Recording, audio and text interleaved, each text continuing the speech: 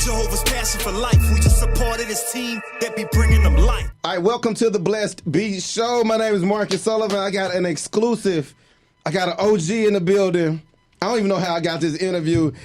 Bushwick Bill on the Blessed Beatz Show. What up, man? Woo. Greetings and salutations. Greetings and salutations. Where has Bushwick been? Where you been? Between heaven and earth and ain't touched dirt? Yeah, man. Can we talk about your story? Can we get into what you got going on today? Everybody in their mama got a story. I just want to tell history. Yeah, okay. We can tell the history. Matter of fact, let us start in the beginning.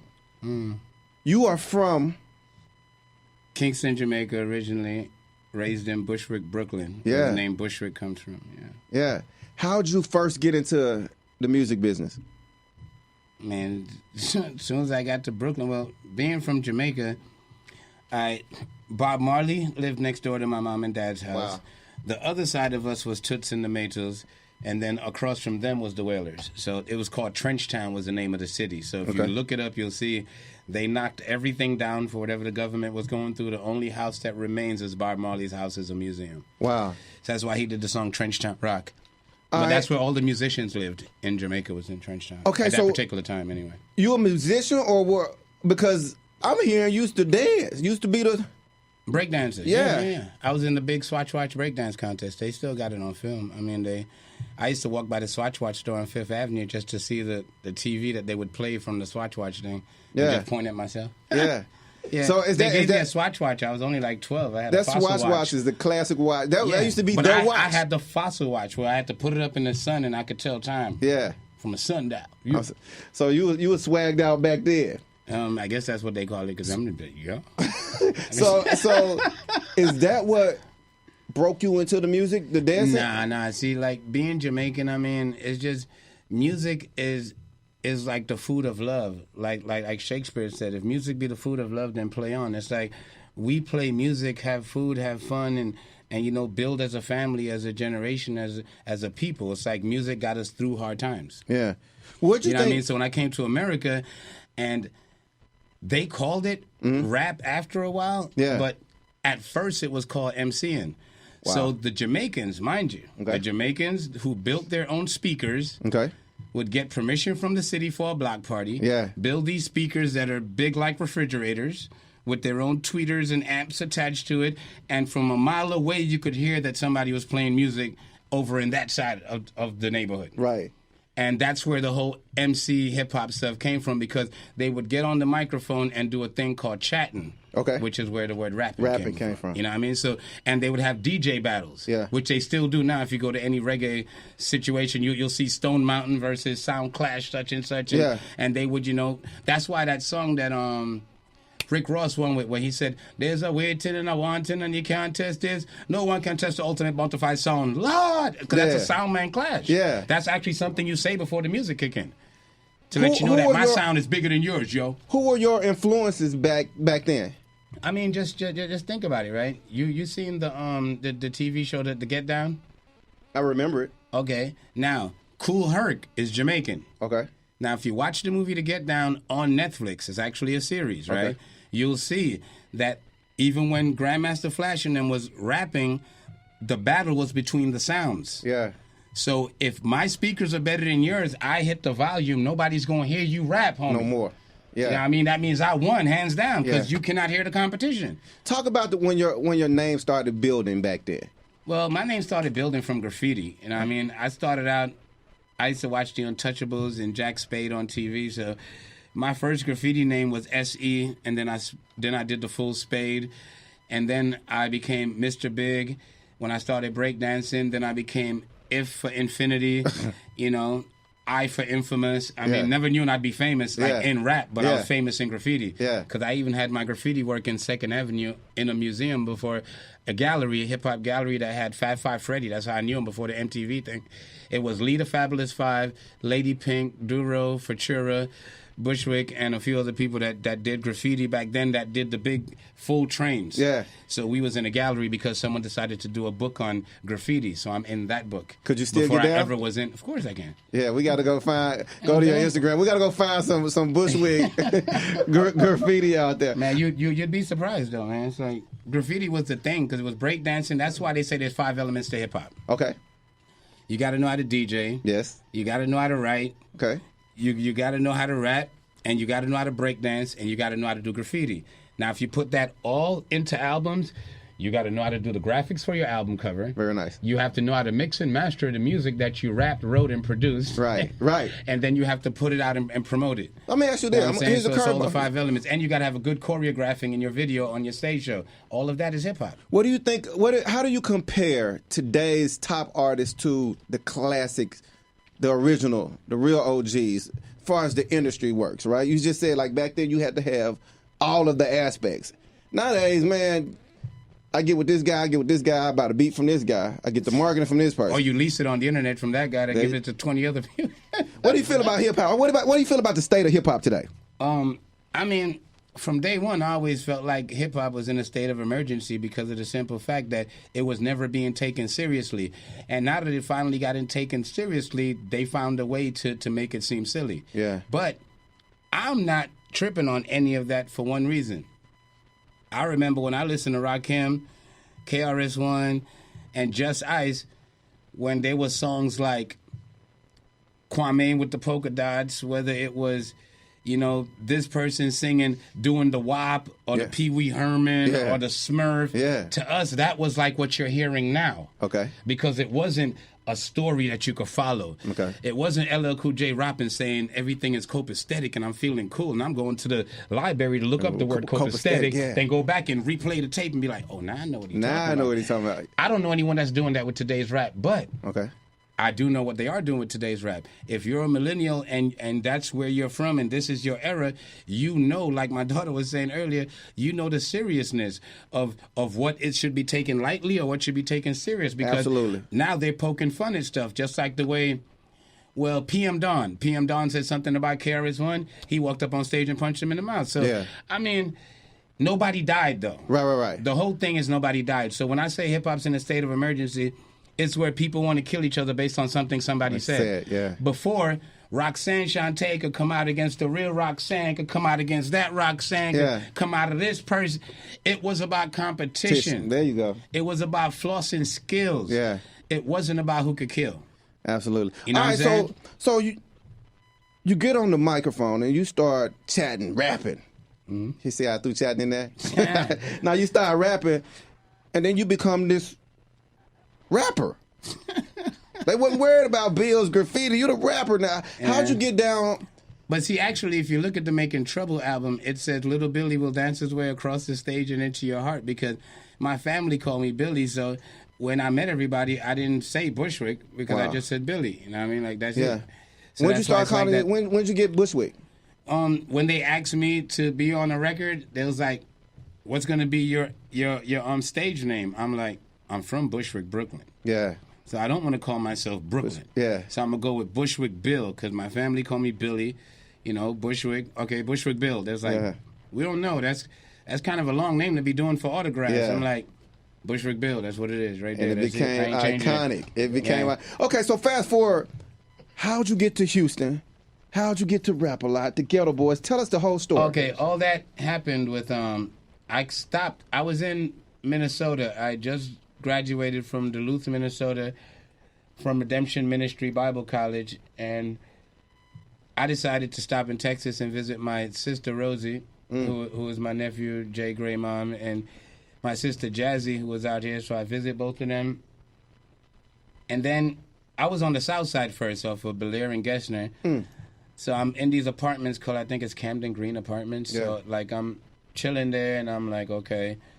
I'm like, yo, so where do y'all go around here, yo? I'm still in New York. Put my backpack on with my jeans jacket. Didn't know how hot Texas really could get.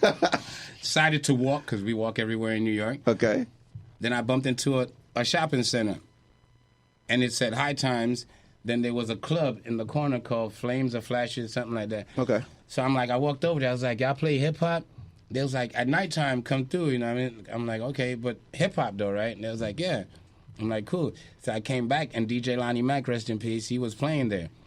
And he's the one who introduced me to DJ Ready Red. So when I walked in there, I heard the music. I started doing the Pee Wee Herman, the WAP, the Smurf, the break dancing, the locking, the popping, you know, doing the head spins, the windmills. And yeah. Now I'm all of that. You know what I mean? And they just looking at me like, who's that kid? Yeah. So people started surrounding me as I danced and everything. So Lonnie Mac was like, hey, there's this group called Geto Boys. You'd be perfect as a hype man. Wow. I'm like, what makes you think that's my position in life? yeah. Where does this come from, right? I'm here to do headstands. And he's like, nah, Bill, it ain't like that. I'm from Chi-Town, man. You from Brooklyn. It's like you could take over doing this. You could parlay it from one thing to the next. Yeah. I'm like, he's like, you could DJ, right? Because he knew everybody from New York knows something about something. Right. So Lonnie knew I could DJ. Ready Red knew I could DJ. That's why I'm getting into DJing now, too. So that's like another part of my future thing. Okay. Like how Snoopadelic DJ, I actually know how to scratch without Seratos. You know what I'm saying? Oh, yeah, we got to get into that. We got to get into that. So it's like, it's really cool, though, man. But if it wasn't for Lonnie Mac, I would have never met Ready Red. I'd have never met Lil J. Because when Lonnie Mac switched from the club on Belair and Gessner and started working on Parker and Yale at the Rhinestone Wrangler, I went to Rosie's house, who's on the north side. Okay. You know, by that time, Justin was like, what, 2, 3? Because by Mind Playing Tricks, he's the kid I was chasing with the white jacket on. You know what I'm saying? People don't even know that's him. Oh, wow. Yeah. Oh, wow. Know what I'm saying? So it's just the evolution of it was so smooth that you could tell it was meant to be, because I just bumped into one cool kid, and next thing you know, he introduced me to another cool kid. So it's Lonnie Mac, Ready Red, then Lil J. Next thing you know, you're a Geto Boy. No. I got into a dance battle with a dude named Jaime. Okay. You know what I mean? The one that sang on that Clean Up Man song for Willie D. I got in a dance battle with him and won.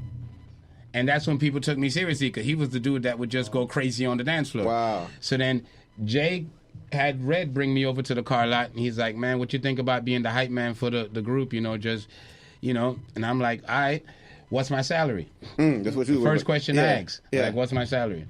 He's like, he looked at me and smiled. He's like, you serious, huh? I'm like, yeah. So back then I was the only one getting paid.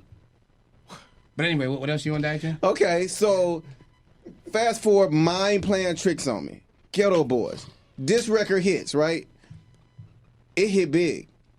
In fact, everybody's still playing the record. At first, I personally didn't like the song. Okay. Because when Ready Red left, I felt that was the worst thing that could have ever happened to us, because he put his heart and soul into the production of everything Rap-A-Lot. When you first heard the beat, dun, dun, dun, dun, dun, dun, what you think? Well, actually, I was at Red's house, and we were building the song Size Ain't Shit. Well, yeah. Yeah, that one. Size Ain't, yeah. Yeah. And it's like, we listening to the TV, and I'm like, because I get my ideas from movies. That's why Tupac said that about Nas. Your life is like a movie, you get stuff from TV. Yeah. That's New Yorkers. Yeah. We take scripts from stuff and play it into our life and the things we know and make a full scope of it. Okay. So I'm looking at the whole thing, and I'm like, Ready Red's not a part of it. And it's like, he waited so long for this to hit. Like, it was a bittersweet thing. Yeah. Because it's like, he's not there. When it's like, I've been wanting to walk away, and he was like, no, we could do this. Yeah. You know what I'm saying? And then for him not to even be mentioned in the production of the song, and just, but it's all politics. It was nothing personal. It was like, once you get distribution, they just want the names that are available, and that's true. You got one of the classic verses on that song. Yeah, but check it out, though. Okay. Red was playing the record, and Faye said, what song is that? Okay. And Red was like, oh, that's Isaac Hayes. And he says, from where? Because Ready Red had every movie soundtrack album. Okay. He's like, Three Tough Guys. And then Face was like, what's the name of the song? He's like, Hung Up on My Baby. Then Face actually looked over at the turntable and seen what it was. He's like, I like that. I want to do something with that. And Red was like, cool. Nice. You know what I mean? And that's how the whole drum pattern for Pickin' Boogers, because Red know all the drum patterns. Nobody even know that's Biz Markie Pickin' Boogers. Wow. For the drum pattern of Mind Playing Tricks. Wow. Yeah. We just learned that one.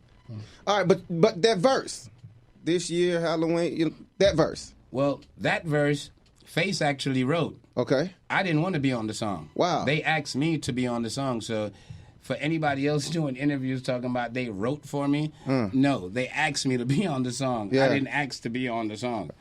You know what I'm saying? So, and it was like, okay. I'm like, but it's Faye's song. Right. Let's put it as a solo on the album. Right. And when Jay convinces you that he knows what he's doing. It's like, I know it's a Faith song. Yeah. But it would just sound so much smoother with the various voices on there. Song? Yeah. You know what I mean? He's like, it's always going to be Faith's song. It's just my vision of it. Because that's what I think people don't know about Jay. The songs that everybody's on is his vision of sound. Nice. And what completes the story, it'll be a Faith voice. Okay. A Bill voice. So it didn't matter who wrote it or who came up with it. It's whose voice fitted.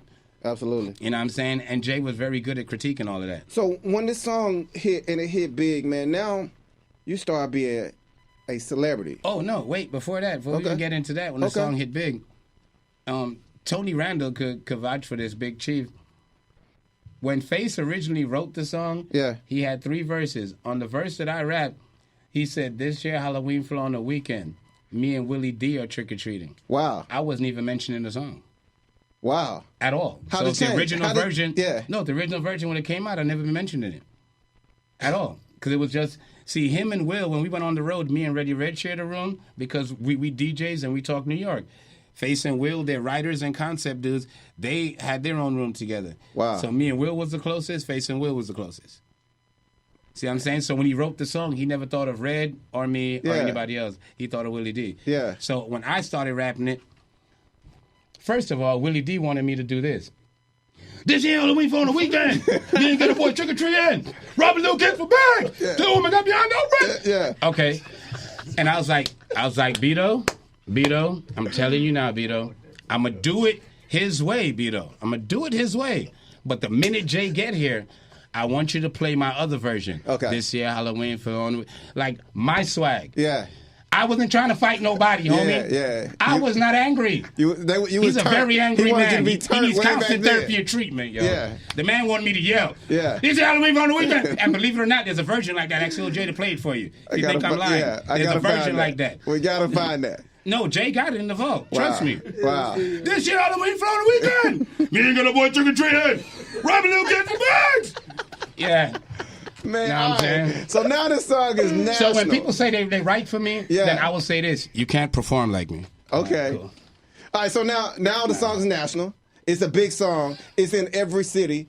People know who the Geto Boys are. No, but guess what, though? When Jay walked in, Willie's like, Bill wasn't doing the song like I said. He's like, Jay, man, Bill not quiet. He's not doing it like I said. He's not doing the song right, man. You know, he ain't so listening. So what Jay said when he heard your version? No, this is what Jay did. Jay's like, Bill, let me talk to you. He's like, so what's going on, man? I'm like, the man want me to yell like I'm doing the song, size ain't it. You know, it's like, that's not this song. Yeah. Jay's like, all right, man, you know, we have a deadline. I know you know what to do. I know Will know what he's doing, so let me hear it. When Jay heard the version of everybody yelling, because he talked face and he yelling too. Yeah. Jay was like, okay, it sounds Geto Boy, hardcore, you know, aggravated. Yeah. Let me hit that verse that Bill said he liked. He's like, rest of y'all go back in and do it to that tone. Wow. Now you like the song Mind Playing Tricks. Yeah. That's the way it goes. Yeah, because other than that, would it sound like the Beastie Boys on crack. Absolutely. Now y'all are stars.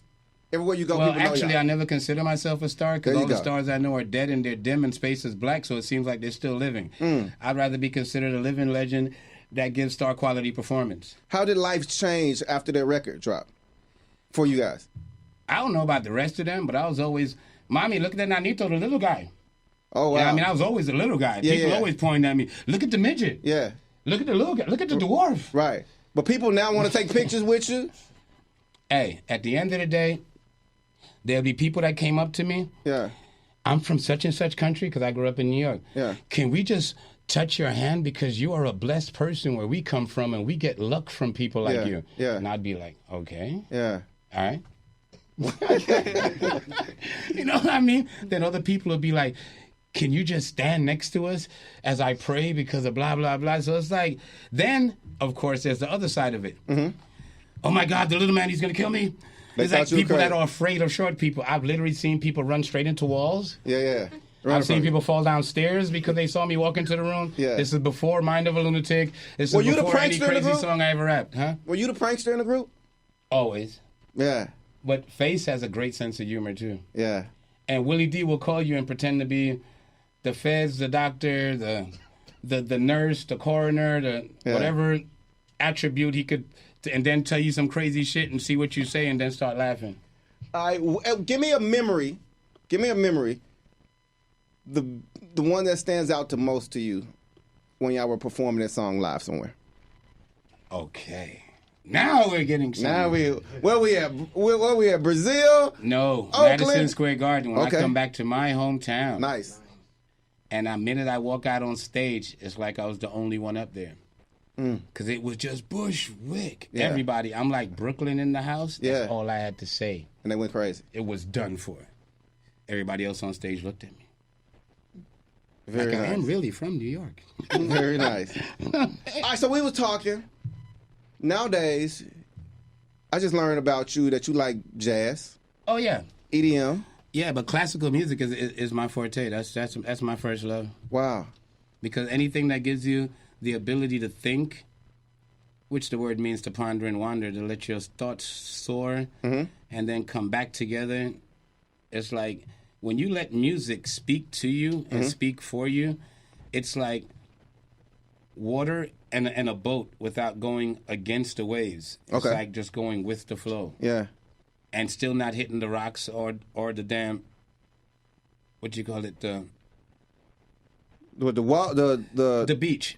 Like without hitting the rocks or the beach, it's like it would just bring you around. Okay. You know what I mean? So music could take you in a reflection of where I've been, where I'm going, and what I want to do. Okay. But if people are constantly talking in the music, it distracts your free thoughts. You never got tired of doing music?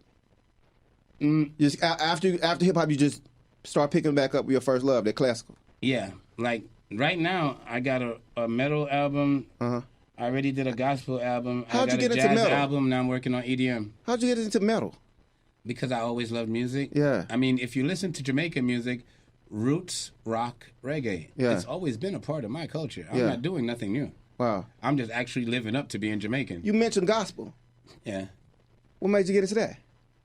Same thing again. Yeah. I'm Jamaican. If you listen to Buju Banton, Bounty Killer, we all have spiritual records outside of any other record that you heard. Because if you could do a record for your own mind and purpose and how you feel, then you could give thanks to God by giving him a record. Absolutely. You know what I mean? So we believe in that. So you got new music out? Yeah. Yeah, I got music with Chris Waters right here. I got music with Young Knowledge right here. I was about to ask you who you got in here with you. Yeah. Go ahead and introduce the crew. Who you got with you? Then I got Jay Gray in here too, my nephew. I got my son, I got my homie, I got my nephew. Yeah. What? Yo. Yeah. I got my two daughters in here. Yeah. My sisters over there, Mira and Aaliyah. Okay. Yeah. Okay. But yeah. So we got Mira and Aaliyah in there. They're cool and they So what is your music like now? What is this new music like? What can we expect from Bushwick Bill 2018? I want to play it for you because if I try to describe it and you don't listen to it, you wouldn't even imagine when I say it's EDM that it's not a little touch of EDM and like back into the street vibe or whatever you think my pocket is in music. You know what I'm saying? You got to really hear it to see that I stepped outside of the pocket. Okay. You know what I'm saying? And went back to my break dancing days. This is your son? Yeah, my son Young Knowledge, yeah.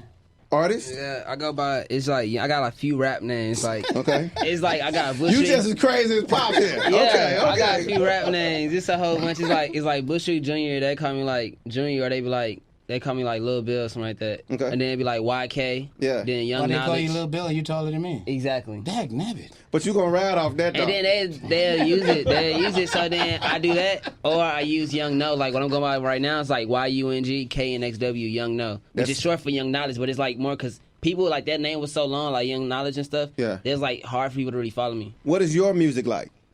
I'm diverse. Like whatever I feel like.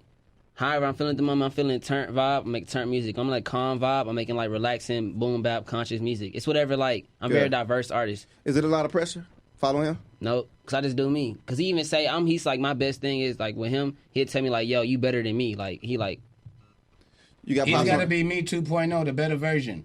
There is no need to be an emulator or a copier because guess what? Yes. Even when you copy something, it's not the same. That's why my name is Young No. That's why I didn't go when I started my career off. I didn't say So Bushwick you Jr. never said, Pioneer, I need you on this song? No, I have no songs with my dad. I actually asked him to put me on a song. Literally, you go to my SoundCloud. You go to my SoundCloud right now, all my songs is literally like mostly just me, and I have like 90K, 80K by myself. Like, I have no features with him on my SoundCloud or out at all, period. Do you think you would have been in music if it wasn't for that? it's just natural. It's in the blood. Yeah. It's like I didn't have to try. Naturally, I started doing poetry first. Then I started making like choruses and verses and made actual songs. But I started from poetry and art. Like, everything he do, I can do. You freestyle? Yeah, I freestyle. Okay, we're gonna remember that you freestyle because I'm been gonna put doing you. that. Okay, we're gonna put you on there. Who else we got in here, Bill? We got Chris Waters, yo. Chris What's Waters. going on, man? Chris Waters, a.k.a. Premonition. That's my go-to rap name, you know what I'm saying? Born and raised Galveston, Texas. Okay. Met Bill looking for a studio on the island, man. And Yeah. we just been, what's that, about 4 or 5 years ago? Yeah. Yeah, but so... What is your music like? A little bit of everything. From the street music to something that can go along right alongside with something Pitbull plays, you know what I'm saying? Just a little bit of everything. I've been doing music myself since I was 10 years old. Okay. Marched at Southern University in a human jukebox. I shot that out real quick. Yeah. You know what I'm saying? Real quick. But, Bill, if these artists ain't up to par, are you hard on them? I mean, when I Can hear, you know a hit when you hear it? Yes. Like Yeah. when I hear my son rap or my homie rap or my nephew, Jay Gray rap, it's like I'm looking for content. Yeah. And continuity. Yeah. And things that are consciously unconscious but conscious. Yeah. Things that make me dig deep into the fact that I could go to a library and find the truth. I mean, they tell you a library is where knowledge is at, right? But the first 3 letters in it is lie. You know what I'm saying? So your nephew rap too? Yes. How that crossed over across the family? How'd they get into rap?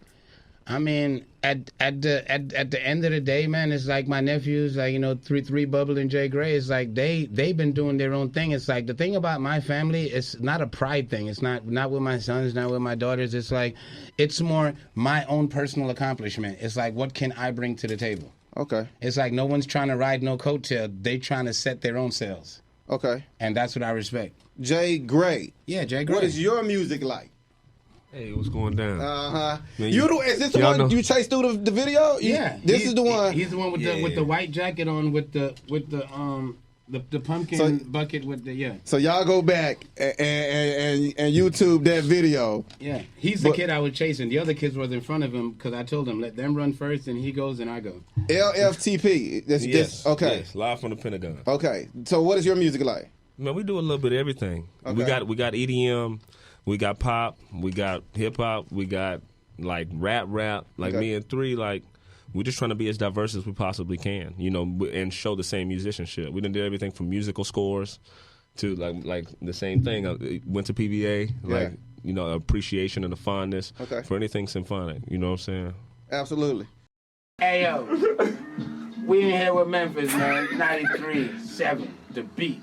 You know what I'm saying? I appreciate it. Make sure you check out the Blessed Beatz Show, blessedbeatz.com. I'm at Marcus Sullivan Live on that Instagram, at Marcus Sullivan Live. Bushwick Bill exclusive right here on the Blessed Beatz Show. We out. Jehovah's passion for life. We just supported his team that be bringing them life.